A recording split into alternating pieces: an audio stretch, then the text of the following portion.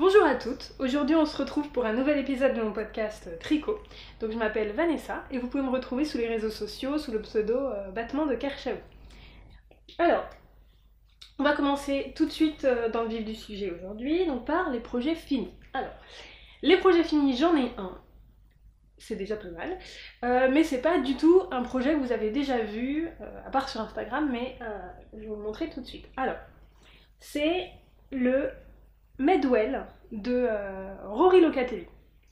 Alors, c'est un gilet qui a été pas mal tricoté ces derniers temps par Alice au Pays des Mailles qui l'a tricoté, et puis Émilie et Paul du podcast éponyme avaient aussi fait un cal autour de ce modèle. Et il y a quelqu'un d'autre qui l'a tricoté aussi, je ne sais plus, Emblem, voilà. Et moi je l'avais repéré ce modèle en fait quand j'avais eu cette laine que j'ai eue il y a au moins 2 ans, voire 3. Donc elle traînait depuis longtemps dans mon stash. Dès que j'avais reçu cette laine, je m'étais dit je vais faire ce gilet, et puis finalement un projet enchaîné, voilà, que j'ai jamais fait alors que j'en avais envie, donc je me suis lancée. À un moment ça m'a pris comme une envie de chocolat, je suis partie là-dessus. Alors, la laine que j'ai utilisée, je vous la trouve, donc il me reste ça. Il me reste quand même un bon paquet. C'est de la laine des Vilaines. Et la base, c'est Rêveuse Fing, qui contient 70% d'alpaga, 20% de soie et 10% de cachemire. Donc c'est un nuage de douceur. Et le coloris, c'est un coloris spécial club en fait. Je m'étais abonnée au club pour 3 mois et j'avais eu ce coloris qui s'appelle Cache-Cache dans les buissons. Donc la laine est vraiment d'une douceur incroyable, très légère, vraiment magnifique. Alors, le modèle. Donc premier modèle de Rory Locatelli. Plutôt simple à suivre. Alors après, c'est un modèle de base plutôt simple. J'ai utilisé des aiguilles un peu plus fines que le modèle original, que les aiguilles préconisées, parce que mon échantillon était un peu grand, et en fait je trouvais que comme cette laine est quand même très très fine, c'est presque un peu plus fine, elle fait partie des figurines fines, je trouvais que ça faisait trop écarté. Donc je suis partie sur des aiguilles 3,25. Pas de difficulté particulière. On commence par le haut. Oui, c'est ça. On commence par le haut, on descend, on met les mailles en attente, on descend, on descend, on descend. Et ensuite, on reprend toutes les mailles pour faire cette incroyablement longue bordure. Mais après, ça reste quand même assez simple. Alors, les modifications que j'ai faites, c'est que moi je l'ai fait plus court que le modèle original, parce que je voulais qu'il soit court pour pouvoir le mettre sous des vestes courtes, parce que j'avais pas envie que le gilet dépasse. En plus, je suis pas forcément fan, j'étais pas forcément fan, enfin, la longueur en tout cas rentrait pas forcément dans le style de vêtements que je porte. Donc voilà, comme ça je peux le mettre sous une veste facilement, et puis ça correspond plus à ma garde-robe. Donc je suis ravie du modèle. Alors, j'ai pas encore fait les fameux patch elbow du modèle, parce que j'avais des envies de couleurs, mais que je n'avais pas en reste, donc voilà. Et au final, je me suis dit, est-ce que je les ferais pas dans le même coloris en fait. J'ai envie de les faire, même si je les considérais comme finis sur un Ravelry pour le moment, parce que c'est pas forcément urgent et ça prendra pas beaucoup de temps de les faire, parce que je trouve que ça donne un style au gilet. Néanmoins, je me dis que peut-être unis, ça sera plus facile à porter. Donc voilà, c'est une réflexion, je n'ai pas encore décidé. Néanmoins, je ne l'ai pas encore porté, mais je le trouve très très chouette. Je trouve que la laine a un très très beau tombé, une très très belle couleur. C'est vraiment le gilet là, printemps-été qui va bien être pratique et bien passer avec beaucoup de choses. Donc voilà, je suis contente. J'ai fini ce projet assez vite, je sais plus, mais peut-être un mois. Je sais plus du tout, j'ai vraiment... Ça m'a fait du bien d'avoir un projet en jersey en fait. J'avais envie de ça à ce moment-là et j'étais plutôt contente. Donc voilà, je contente du modèle de Rory Locatelli, j'ai bien apprécié sa façon, ses explications, contente du résultat et contente de la laine. Donc voilà, rien à dire, c'était un peu le projet surprise. Parce que le projet que j'avais presque fini la dernière fois que je vous avais montré, c'était ça. Donc ça, c'est ni un projet fini, ni un en cours, c'est un ovni. C'était le pull poncho de Paul TB. Et j'avais dit que j'avais peur qu'il soit un peu trop petit. Effectivement, je trouve qu'il est trop. Je trouve que ça serre trop au niveau des épaules. J'aurais plus vu quelque chose de plus oversize.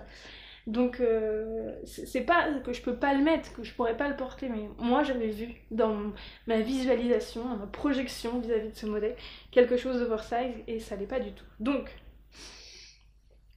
effectivement il y a la solution des tricotés, mais bon, ce que j'ai, la stratégie pour laquelle j'ai opté pour le moment, c'est que je l'ai plié comme ça et je l'ai rangé dans un tiroir. Voilà. On verra l'hiver prochain. Ensuite, c'est tout pour les projets finis. Voilà, donc j'ai fini ça. Peut-être de rage d'avoir un fail. Pourtant, il est beau, hein, mais je sais pas. Faire une taille au-dessus ou... On verra l'hiver prochain, je vous en reparlerai. C'est un petit peu un truc routinier que j'ai de laisser un projet au dodo 1 an pour le refaire. Hein, donc on va continuer sur de bonnes bases. Donc, mes encours. Alors, qu'est-ce que j'avais comme encours la dernière fois? J'avais des chaussettes qui n'ont pas bougé. Je sais pas, je suis pas motivée de la chaussette en ce moment. En plus, en fait, je les ai fourrées dans mon sac à main et j'ai fermé la fermeture éclair du sac à main, ce qui m'a cassé ma laine. Du coup, je n'ai pas... En fait, l'ennui, c'est que la pelote est trop grosse et elle rentre pas dans mon sac à main. Donc, il faudrait que je la diminue. Je sais pas. Donc, bon, c'est une excuse ça doit être. Pour le moment, on met les chaussettes de côté. En plus, ça serait tellement pratique parce que des fois où je dois faire je veux emmener un tricot quelque part parce que je sais que j'ai avoir du temps pour tricoter, mais ça serait un projet tellement pratique. Ben non! À chaque fois, j'ai envie de prendre un grand sac pour pouvoir mettre mon gros tricot et emmener un sac en plus. C'est ma lubie du moment. J'emmène un gros sac partout avec moi. Donc voilà. Mais néanmoins, j'ai des encours intéressants. Donc j'avais celui-là, le Louis de Alice Hammer que je faisais dans un mélange d'alpaga et d'une lace soie de Sobel Yarn. Donc j'ai fini le corps. On est là. Alors ça va pas trop vous parler. On est là. Donc je trouve que le rendu, je sais plus de ce que je vous avais dit à propos de ça. J'adore. Franchement, j'adore le rendu, la matière. La soie redonne du doux à l'alpaga, vraiment. Donc redonne du doux à l'alpaga et l'alpaga redonne de la matière un peu là-dedans, dans la soie. Donc je trouve ça super chouette. Et puis je suis arrivée là et après il me reste les manches et j'ai arrêté. Voilà, j'ai arrêté. Je ne sais pas pourquoi. Je sais pas pourquoi les manches. Pourtant, ça se tricote en 4,5. Voilà les manches. Ça va aller super vite. Hein. Ça va aller super vite. Mais je ne sais pas, j'ai arrêté pour un projet qui m'a emballée. Mais emballée. C'est mon projet coup de cœur. Et j'ai avancé à une vitesse. Vraiment. Alors, déjà, petite explication préalable, c'est que oui, j'avais dit que je tricotais mon stage, que je m'inscrivais sous le CAL stage sous contrôle de Grimouton. Ah. Je fais des bêtises. Voilà. Et bien tout ça, je n'ai pas validé ma participation au CAL, j'ai laissé tomber, voilà. Mais bon, je suis un peu bien occupée et en ce moment, j'ai pas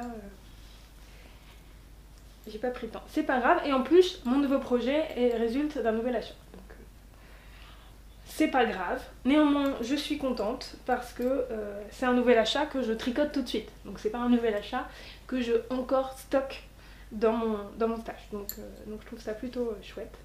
Alors, en fait, c'est parti cet achat je vous avais dit que j'avais envie de me mettre à faire des garde-robes capsules en fonction des saisons. Je sais plus, vous l'avez dit ou pas, en vrai. En tout cas, je vous le dis. Et donc je réfléchissais à ma garde-robe de printemps, etc.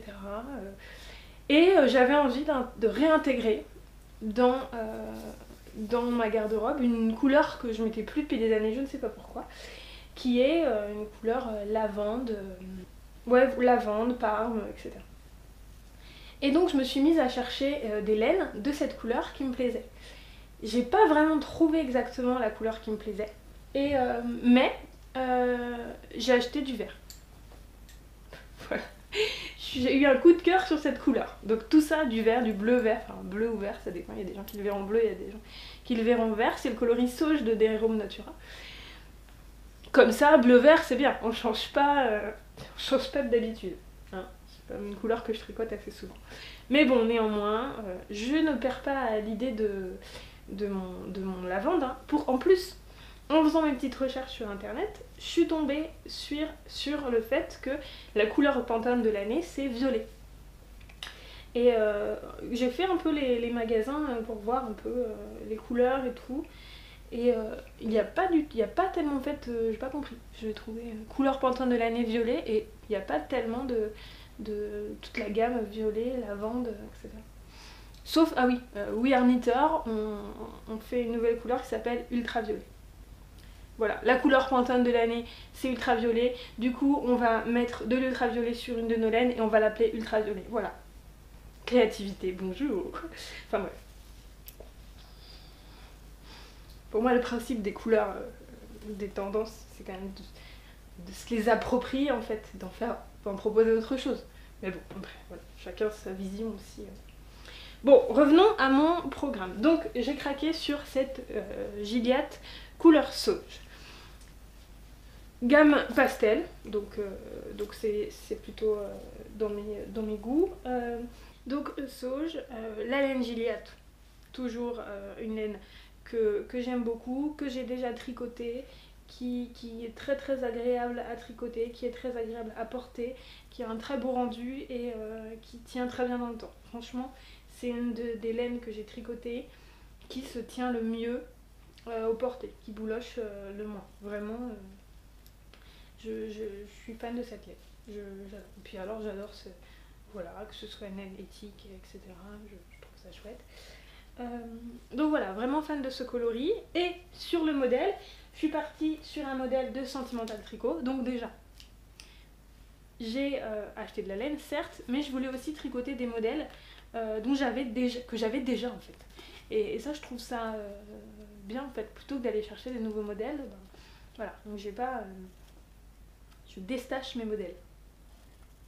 Pas mal. Donc, je ne sais plus où il est. Bon, c'est un modèle plutôt connu quand même. Je vous insérerai une photo. Et donc là, j'ai fini tout le corps. J'ai fini tout le corps. Et alors, bon, là, vous allez trouver ça un peu bizarre parce que j'ai commencé les poches. J'ai fait la première poche ici. Enfin, j'ai pas fait la bordure de la poche encore, mais voilà. Et là, j'ai commencé l'autre poche. J'ai adoré le tricoter. Alors, déjà, il se tricote en 5. Donc, ce qui est plutôt confortable, ça va plutôt vite. Et en fait, le motif, alors ça peut paraître impressionnant parce que quand vous ouvrez le livre du modèle, il y a plein de grilles. Et bon, déjà, il faut choisir la grille de sa taille. Et en plus, en fait, pour les premiers rangs, il faut bien suivre les grilles. Mais une fois qu'on a fait quelques rangs, ben en fait, on sait ce qu'il faut faire en fonction du rang d'en dessous. Donc j'avais pas besoin d'avoir la grille ou le diagramme avec moi. Donc c'était plutôt chouette. Alors il faut se concentrer un petit peu parce qu'on a quand même du motif sur les rangs endroits et sur les rangs envers. Mais franchement ça se tricote très bien, même en discutant, même en regardant un film. Il n'y a pas de souci, ça. Il n'y a pas besoin d'être le nez sur la grille. Ça c'est quelque chose que j'ai apprécié. Une fois qu'on a compris le motif, c'est agréable. Et puis bon, c'est globalement tout droit. Alors on fait la forme de l'encolure, mais franchement c'est quand même un modèle très simple. Mais les modèles d'Alice Hammer sont comme ça, hein. Ont une simplicité à la fois ils ont une simplicité de conception, au tricot, de tricotage, mais en même temps ils ont toujours une petite technique qui fait que la construction peut changer ou qui donne un petit truc au modèle. Là ça va être globalement c'est le motif et les poches un peu hautes comme ça qui font gilet. Mais ils sont assez faciles quand même, ils sont assez abordables. Ils sont faciles en fait à comprendre, à tricoter, voilà. Donc je suis très contente de gilet, je pense que pour le printemps, pour la taille, oui c'est ça, parce que je vous ai posé la question sur Instagram pour la taille. Au début je me suis dit bah je vais faire un S, et en fait en regardant le dessin technique, parce que oui tous ces modèles ont un dessin technique, donc ça ce qui est appréciable aussi je trouve, je me suis dit bah non en fait j'ai pas envie qu'il soit serré, j'aimerais bien qu'il soit un petit peu loose.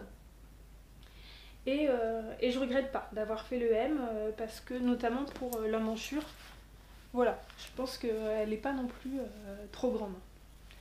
Parce que j'ai des emmanchures grandes, plus grandes que la moyenne, je sais pas. Mais souvent, des fois, j'ai l'impression que les modèles, même les vêtements, des fois, donc, sont un peu serrés au niveau des emmanchures, j'aime pas trop. Surtout que l'été, on n'a pas envie d'être serré. On a tendanciellement des hauts ou des petits chemisiers qui vont être un petit peu, pas forcément près du corps, mais un petit peu ample. Donc mettre un gilet serré par-dessus, ça marchait. Donc j'ai pris M finalement et je regrette pas du tout. Je suis très contente. Donc je pense que c'est un modèle qui sera fini la prochaine fois. J'ai même hâte en fait qu'il soit fini. Il est très très... Oh, je recommande. Voilà pour mes encours. Et je suis contente du combo en fait, je trouve que ça rend le motif sur cette laine claire rend super bien. Et la giliate elle est toujours parfaite pour rendre les motifs. Donc voilà. Alors pour mes futurs projets, j'ai pas vraiment décidé en fait quels étaient mes futurs projets pour le moment, parce que j'avais envie de réorganiser un peu ma pratique du tricot. Ça peut paraître bizarre de dire ça, mais en fait j'avais envie de davantage caler ma production en tricot par rapport à ma garde-robe en fait. Vraiment l'insérer de manière plus... je le faisais déjà, hein, mais de manière plus impliquée encore. Et donc vraiment de cycler un peu. J'aime bien l'idée de cycle en fait, que j'essaie d'insérer un peu dans ma vie depuis quelques temps. Et donc j'avais envie de cycler un peu ma pratique créative aussi. Voilà, donc l'idée c'est un peu de prévoir pour une saison ce que je vais tricoter pour la porter la saison d'après. C'est l'idée. Voilà, j'en suis là, j'ai pas encore trop décidé. Alors, si j'avais une petite idée que j'ai prise pour vous montrer, j'avais cette idée là. Ce que je trouvais chouette, c'était de faire un modèle que j'ai envie de faire depuis longtemps. De Sentimental Tricot aussi, qui est le Eve Wrap, donc qui est une écharpe avec un motif de torsade et de pointerie, et qui se fait en lace, en double. Et donc j'avais deux écheveaux de Urso Yarn. Alors le coloris c'est bouteille, donc c'est deux écheveaux de lace, voilà, tricotés en double, et je me suis dit que ça pourrait être sympa d'avoir une écharpe pour mettre le soir. Voilà, moi j'habite en Bretagne, donc c'est vrai qu'on peut se permettre d'avoir une petite laine le soir, même l'été. Donc je me suis dit ça, mais j'ai pas encore bien déterminé ça, donc ce que je vous propose c'est que je vous en parle la prochaine fois. La prochaine fois j'essaie de vous caler bien ce que j'ai prévu pour tricoter ces 3 mois, et voilà. Parce que là j'ai quand même un combo pas mal au final, puisque j'ai un grand gilet, j'ai un gilet fin, alors je change vachement de coloris, et un petit pull en col en V. Je trouve que le combo est plutôt pas mal. Des utilisations différentes, et ça va parfaitement s'insérer dans ce que j'ai envie de porter au printemps. Voilà. Donc c'est terminé pour ce podcast, cet épisode. J'espère que ça vous aura plu. Si ça vous a plu, n'hésitez pas à mettre un petit pouce j'aime et à laisser un petit commentaire, ça me permet de savoir un peu ce qui vous a plu. Et je vous souhaite un bon tricot, une belle journée et plein de belles choses. Bisous!